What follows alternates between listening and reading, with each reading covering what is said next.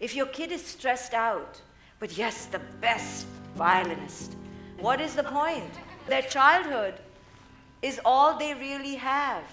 So it's only till 10 that they have some pure innocence, which we just are crushing to jump ahead into the adult world. So the point of childhood now is to catapult into the adult world, instead of the point of childhood being the most pivotal stage of beingness ever, so that entire adulthood can predicate on this, right? We're doing it the wrong way.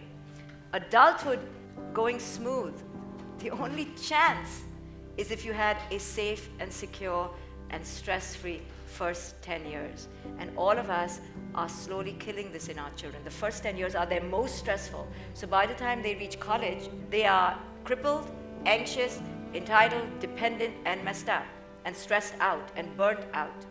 So wherever your kid is, even if they're 15 right now, just change the attitude. Go home different. It's not going to come to you. This transcendent peace and joy is not going to come after the checklist is over. It's not coming. It needs to be cultivated. Every day, you need to make a decision. I will find joy in this.